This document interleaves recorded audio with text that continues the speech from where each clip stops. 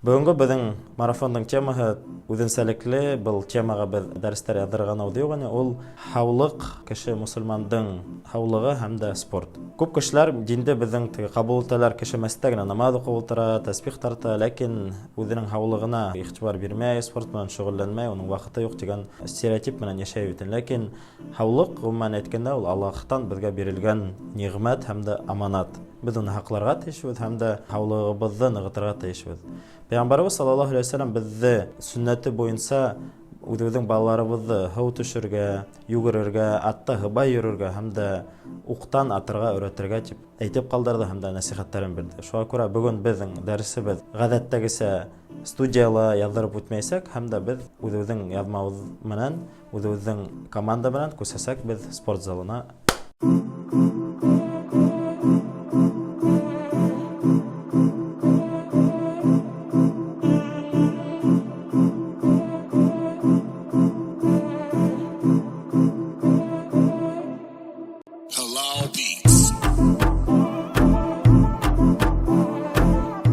Assalamu alaikum wa rahmatullahi wa barakatuh. Hürmetli dostlar, doğanlar. Bugünkü bizim marafon gazettagisi ofista ya studiyala tugul. Zahir kardeş konakka sakırdı hem de biz onun zalında konakta. Şuğa sport boyunca bugün söylep ketesek biz Zahir kardeşimizden birinci harau kurap özünün kengişlerini verir. Zahir kardeş, assalamu alaikum wa rahmatullah. Sport İslam dininde nima ol biri, ne üçün kerek? Ва алейкум салям ва рахматуллахи ва баракату. Хадрат. Баракаллаху фик, что келдигез бизге. Ваяка. Бик шатбыз хәзер күрергә. Рахмат, Безнең кардаш. залга нур килтерәйди, алхамдулилlah. Әлбәттә, мин худларда мен буштан алып әйтмәйм, чөнки мен күп яшьләр йөриләр, төрле районнардан Ардив хәдрәт уларга өйрәтеп кәңәшләр бирә. Безнең тренировкаларга дополнительный плюс дип әйтергә була. Алхамдулилlah. Спорт нәмәне ярдәм итә. Беренчедән инде яшьләр, егетләр, алар көчле булырга тиеш. Без сирне алып, хадисларны алып, без можем белергә, что мусламандар алар көчле булырга тиеш. Безнең пайгамбарның Расулуллаһ саллаллаһу алейһи ва саллям дядяһы кабул итә исламда. Дядяһы безнең ул Аллаһ Тәгаләнең арысланы дип. До того, что көчле була, һәм инде ул арысланарга ул һунарсы була бит. Шул Хамза ради Аллаһ анһу ислам кабул иткәс, мусламаннарга иңелрәк булып китә инде. Һәм инде икенче кеше ул Умар бин Аль-Хаттаб. Улар икеһе көчле кешеләр була, шунда известный личностьләр дип әйтергә була шул вакыттагы. Кардаш, үзеңә килгәндә үзеңә спорт белән шөгыльләнү нимә бирде? Дисциплина ягыннан, тормыш ягыннан караганда ла файдаһы күп диям. Минем гомеремдә күп иң матур вакыйгалар ул спорт белән бәйле. Көн һайын обыденный эш күп. Спорт бездә булырга тиеш, чөнки тән картая, если бит тәндә тренировать мәһәт формула булырга инде. Алхамдулилlah. Тән безнең хаулыгыбыз ул Аллаһтан бирелгән аманат бит инде. Шуңа уны карарга, тәрбияләргә тиетергә кирәк. Янда без Коран укып, намаз укып тәрбияләйбез, тәнебезне спорт күнекмәләре белән ошо залдарга килеп шөгыльләнеп тәрбияләйбез.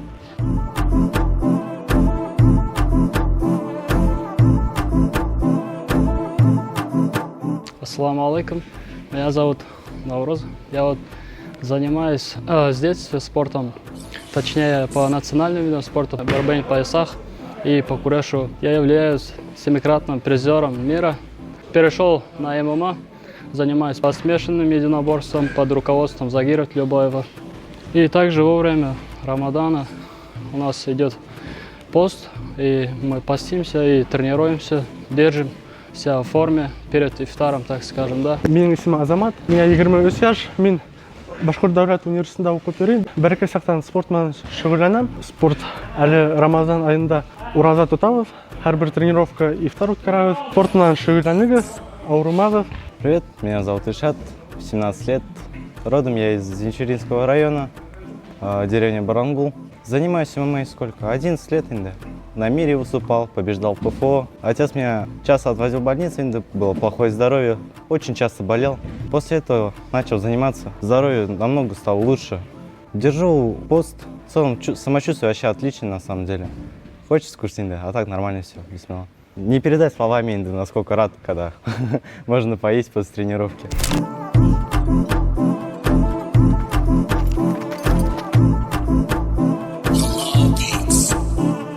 Атқа хүйеу менің бәлекай сақтан. Менің неше яш болды екен, 6 яш болды мекен атай бөлек етті енді. Бірінші бейе болды. Алып қатып кетіп барғанда енді тиіп осырып кетті бұл ат. Шан ағайдар кері апарып тапшырды. Шуан кетті біздің ат өрсетеу. Яйлап қымыды ішләнек. Шол хүйеу хаман келіп ұфаға келдік. Шол хыял хаман келді. Участок алып, Аллаға шүкір мына аттар алып, шул бұл біздің хоббинді. Мына қырға сығып жүребе деп, толы бала сақтың немәхім екен нық эмоциялар бере. Вис ұнытыла, еш ұнытыла, қайғылар ұнытыла. Өзің менен аттағына шул атма хүйләшіп, бірге жүріп келәң. Шул нық көңілге рахат. Аттан жүруге қорқу керекмей. Аттан сүннәт бойынсала ол тігі кішіні ілешейді. Хывай жүргенде біз тігі қышқығын иәрхет жүрге тұршады бетінде. Иәрхет вес елы берілі. Ниндейдердер аурулардан позвоночникті ілешейді. Аттың жүруі. Шифаға барай, Аллаға шүкір. Хөрмәтле қонақтар, қараусылар, хөрмәтле достар. Аллаға шүкір бүгінгі біздің түшіруіміз тамамланды деп айтсақ, біз спортманда шұғыланды, көрішіп та алдық, оқып та алдық. Әлхамдулилля деп Аллахқа айтабыз. Біздің қонақтарыбыз, біздің артта жүрген егеттербіз көптері орада тута, көптері намаз жолында, намазға басқан егеттер көп. Аллаға шүкір, олар оқидар да, ішлейлер де, спортманда шұғыланылар. Оларға бүгінгі күнде зор рахмет айтқа келе. Алла Таала бізге һәммә өзгәр һаулык насип етсен. Тура юлда буларга, иманлыкта, иминлектә яшәргә насип булсын. Ассаламу алейкум.